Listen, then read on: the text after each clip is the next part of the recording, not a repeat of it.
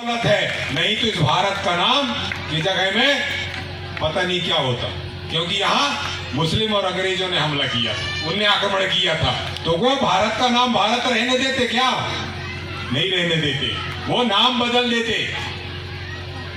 लेकिन अगर सच्ची लड़ाई लड़ी है इस देश के लिए, यहाँ की मातृभूमि के लिए, यहाँ के जल जंगल के लिए, तो हमारे लोगों ने लड़ी है। और आज हमारे लोग कहां हैं, ये चिंता का विषय है। भाषा संस्कृति इसको संभालने वाले तो हैं और हम रहेंगे, हमारे पूर्वज हैं, हमारे बुद्धिजीवी हैं, लेकिन आज का समय है, आज का समय है इस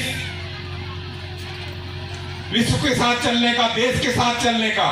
तो आज हमें सबसे महत्वपूर्ण जरूरत है शिक्षा की, अच्छी शिक्षा की, तभी हम इस देश के जो अन्य वर्ग हैं उनके साथ हम कंपटीशन कर सकते हैं, उनके साथ दौड़ सकते हैं, उसके साथ भागीदारी कर सकते हैं। नहीं तो हमें आखिरी छोर में रखने का एक षड्यंत्र रचा जा रहा है। हम कहते जरूर हैं जल जंगल के मालिक हैं, लेकिन हम हमारे मुंह से कहते हैं संविधान में है, लेकिन हम संविधान को जब तक पढ़ेंगे नहीं तब तक हम समझेंगे नहीं।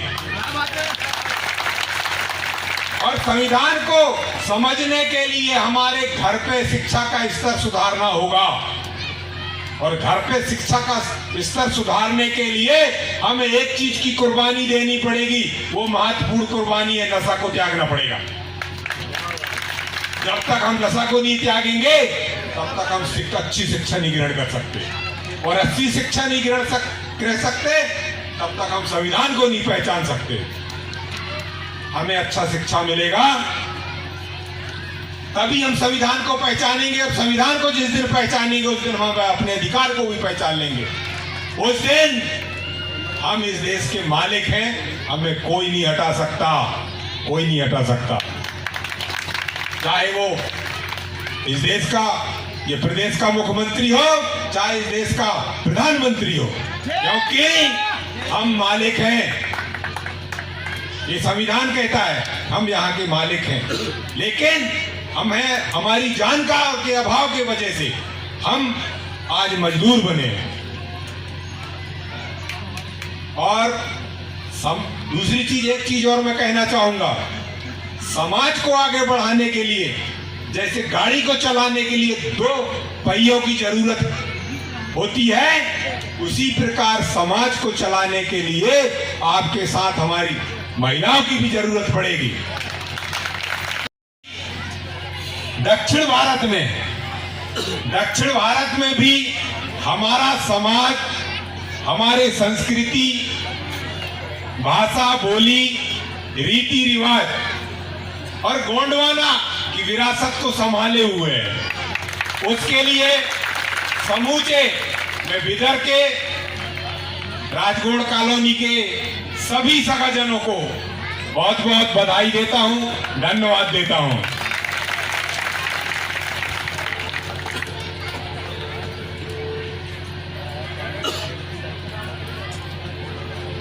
जो हमारे पूर्वजों ने कभी एक कल्पना करके छोड़ा रहा होगा इस हिंदुस्तान के लिए, इस भारत के लिए, इस अखंड गोंडवाना के लिए,